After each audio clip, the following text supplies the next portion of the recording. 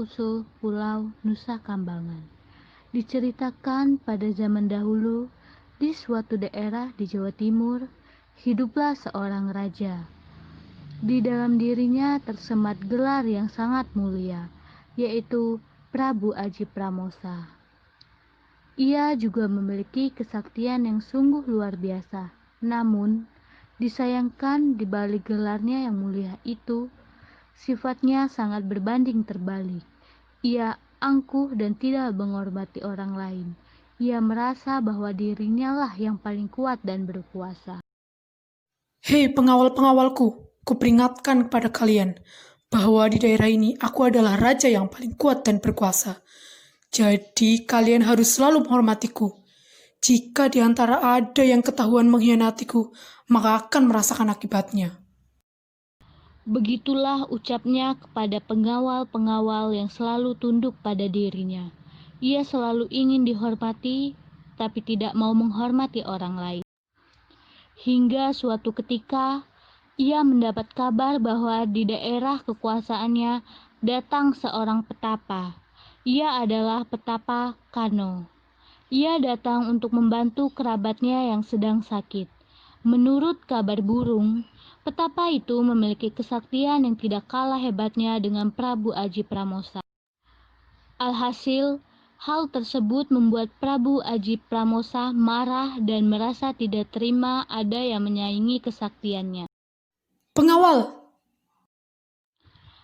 Para pengawal yang dipanggil dengan nada tinggi langsung menghampiri Prabu Aji Pramosa dengan tergesa-gesa.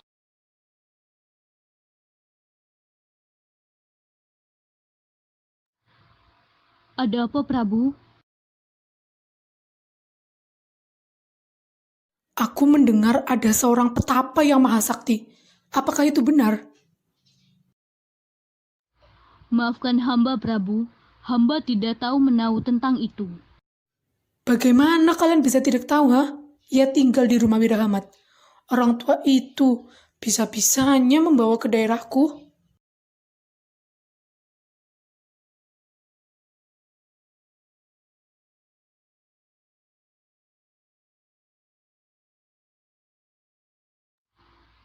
Apakah ada bahaya yang mengancam kalau petapa itu ada di daerah kita, Prabu? Tentu saja ada. Ini pasti rencana si orang tua itu untuk merebut kekuasaan dariku. Apa yang harus kita lakukan, Prabu?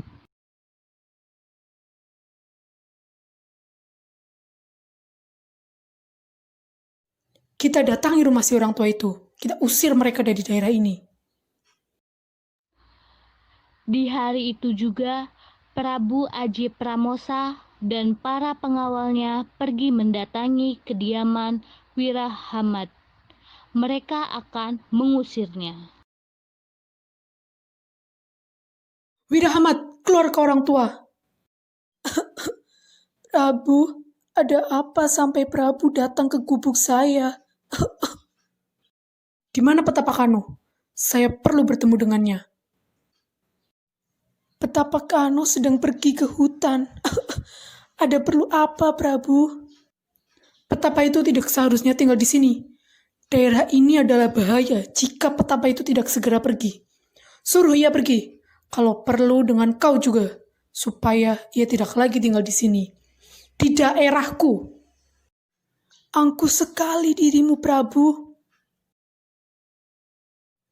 Beraninya kau melawanku, segera pergi. Atau aku akan membuat kalian dalam bahaya karena tidak mau menurutiku. Setelah mengucapkan itu, Prabu dan pengawalnya pergi meninggalkan gubuk Wirahamad. Namun, hari demi hari, Wirahamad dan Petapa Kano tidak juga meninggalkan daerah tersebut. Prabu Aji Pramosa dibuat semakin geram. Ia lalu memanggil para pengawalnya untuk merencanakan sesuatu. Tidak bisa dibiarkan, kita harus mengusirnya dengan cara lain. Kalau perlu, dengan cara membunuh mereka. Baiklah Prabu, hamba akan melaksanakan perintah Prabu. Rencana yang disusun oleh Prabu Aji Pramosa sampai ke telinga Petapa Kano dan Wirahamad. Akhirnya, mereka memilih untuk pergi dari daerah dan mencari tempat tinggal di daerah lain dengan perasaan terpaksa. Betapa Kano sebenarnya ingin melawan Prabu Aji Pramosa dengan kesaktiannya, tapi Wirahamat melarangnya. Lebih baik kita mengalah saja. Jangan gunakan kesaktian kau untuk melawannya. Itu sama saja kau menyalahgunakan kesaktian yang kau miliki. Lebih baik gunakan saja untuk membantu orang-orang yang sedang kesusahan. Tanpa sepengetahuan Prabu Aji Pramosa, Petapa Kano dan Wirahamat akhirnya menemukan tempat tinggal baru. Tempat itu berada di pantai selatan Pulau Jawa sedikit ke arah barat di dekat Cilacap. Namun, baru saja sampai di gubuk baru itu, Wirahamat tiba-tiba tidak sadarkan diri. Petapa Kano panik bukan main. Wira sadar, Wira. Wirahamat ternyata sudah mati.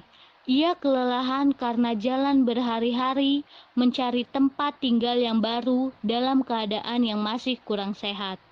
Dengan perasaan sedih, Petapa Kano mengikhlaskan kepergian Wirahamat. Di saat itu juga, tiba-tiba Prabu Aji Pramosa dan para pengawalnya datang. Mereka berhasil menemukan kediaman Petapa Kano dan Wirahamat yang baru. Petapa Kano terkejut dan juga merasa sangat kesal. Ia bangkit dan menghadapi Prabu Aji Pramosa. Namun, dengan secepat kilat, Prabu Aji Pramosa menghujamkan senjatanya ke arah Petapa Kano. Tidak perlu waktu lama, Petapa Kano tewas di sebelah Wirahamat yang sudah lebih dulu mati. Prabu Aji Pramosa merasa puas dengan apa yang ia lakukan. Ia tertawa begitu keras, begitu juga dengan para pengawalnya. Sampai mereka tidak menyadari adanya gemuruh dan angin kencang yang berasal dari pantai di dekatnya.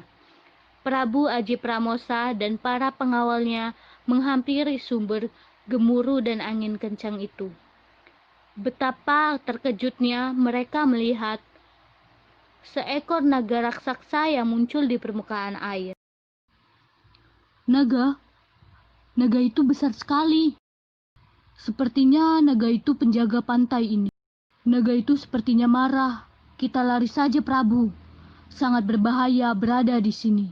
Kalau kita dimakan oleh naga itu, bagaimana?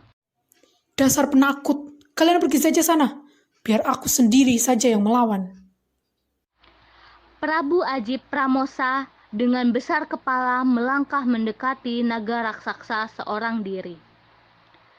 Tapi pada akhirnya para pengawalnya mengikutinya karena merasa tunduk kepadanya. Aksi saling serang terjadi. Para pengawal menyerang naga raksasa dari berbagai arah. Tidak ada yang berhasil menaklukkannya. Sampai saatnya Prabu Aji Pramosa tinggal seorang diri yang bertahan.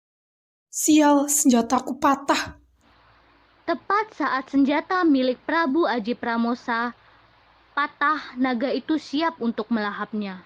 Namun, Prabu Aji Pramosa dengan cepat menyadarinya. Ia lalu mengeluarkan kesaktiannya yang paling hebat. Dengan kesaktiannya itu, akhirnya naga raksasa berhasil ditaklukkan. Naga itu terjatuh ke dasar laut, menciptakan ombak yang sangat tinggi, dan menimbulkan suara dentuman yang begitu keras. Hewan-hewan penghuni laut seperti penyu dan kura-kura terbawa oleh ombak keluar dari dalam laut dan terdampar di sekitar Teluk Cilacap. Sehingga sekarang teluk itu dijuluki Pantai Teluk Penyu. Prabu Aji Pramosa melihat ke sekelilingnya, para pengawalnya terkulai lemas karena tidak sanggup melawan naga raksasa. Ia tidak peduli dengan para pengawalnya dan melenggang pergi meninggalkan pantai itu kembali ke daerahnya. Baru beberapa langkah meninggalkan pantai itu, gemuruh dan angin kencang lagi-lagi menerjang. Kali ini lebih dahsyat. Prabu Aji Pramosa sampai harus berpegangan pada salah satu pohon di sana agar tidak ikut tersapu angin seperti beberapa pengawalnya. Setelah gemuruh dan angin sedikit mereda, muncullah sebuah cahaya yang menyilaukan, bersamaan dengan keluarnya seorang putri cantik. Prabu Aji Pramosa dibuat takjub oleh kecantikannya, sampai tidak sadar putri itu sudah berada di hadapannya. Siapa kau? Ketahuilah, aku adalah Dewi Wasowati. Aku berada di tempat ini karena dikutuk oleh orang tuaku sendiri. Berkat jasamu, aku bisa kembali menjadi manusia. Terima kasih, Paduka. Berarti kau adalah naga raksasa tadi? Betul, Paduka. Ketahuilah, kau akan menjadi saksi bahwa pegunungan dan karang ini akan terpisah dari Pulau Jawa. Dan karang ini akan kuberi nama Nusa, yang berarti pulau, dan kembangan, yang berarti bunga. Kenapa pegunungan dan karang ini akan terpisah dari Pulau Jawa? Itu karena aku sudah berubah lagi menjadi manusia. Akan kuceritakan. Jadi, aku adalah seorang putri dari kerajaan yang dulu berkuasa di daerah ini.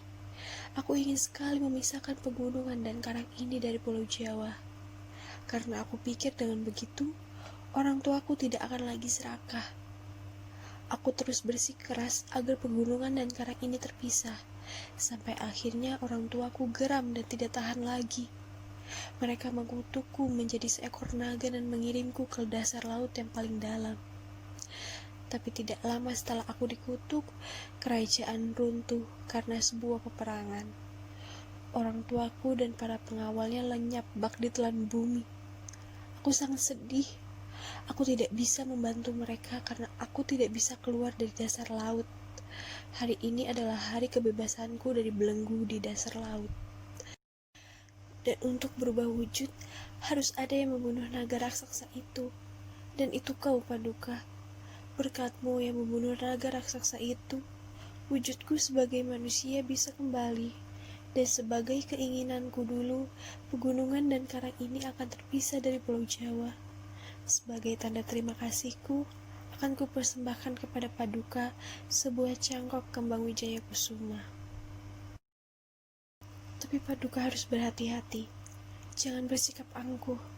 Hormatilah orang lain, karena bisa saja kembang wijaya kusuma ini akan menurunkan raja-raja yang memiliki sikap angkuh dan menyalahgunakan kesaktiannya. Setelah cangkok kembang wijaya kusuma diserahkan kepada sang Prabu, seketika lenyaplah Dewi Wasowati. Detik berikutnya benar saja, pegunungan dan karang yang ada di hadapan Prabu Aji Pramosa terpisah, menimbulkan guncangan dan angin yang besar. Prabu Aji Pramosa segera berpegangan ke batang pohon. Cangkok kembang wijaya kusuma yang dipegangnya terbang terbawa oleh angin. Ia tidak bisa menyelamatkannya. Guncangan dan angin besar mereda. Akhirnya, Prabu Aji Pramosa kembali ke daerahnya dengan tangan hampa. Beberapa hari setelah kejadian itu, Prabu Aji Pramosa tidak mengindahkan perkataan Dewi Wasowati. Ia tetap bersikap angkuh dan tidak menghormati orang lain. Kesaktiannya pun digunakan untuk menyakiti orang yang lebih lemah darinya.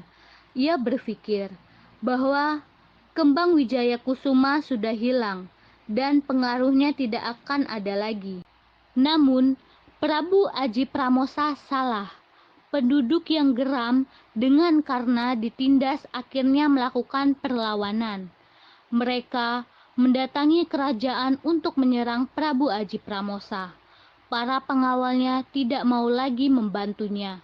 Justru beberapa di antara ikut melawan bersama penduduk. Karena merasa terdesak, Prabu Aji Pramosa akhirnya mengiyakan untuk turun dari jabatannya sebagai raja menuruti keinginan penduduknya. Tak lama kemudian, ia mendengar berita bahwa di atas karang Pulau Nusa Kambangan tumbuh pohon yang aneh dan ajaib. Ia pun penasaran dan pergi ke tempat itu. Sesampainya di sana, ia tertegun setelah melihat keindahan pohon tersebut. Pohon apa itu? Mengapa indah sekali pohon itu? Apakah itu benar? Pohon dari cangkok kembang Wijaya Kusuma yang terbang terbawa angin. Jadi benar, pohon itu masih ada dan pengaruhnya benar-benar bekerja. Aku menyesal dengan semua tindakan yang telah kuperbuat. Tapi sudahlah, sudah ditakdirkan penguasa dunia ini.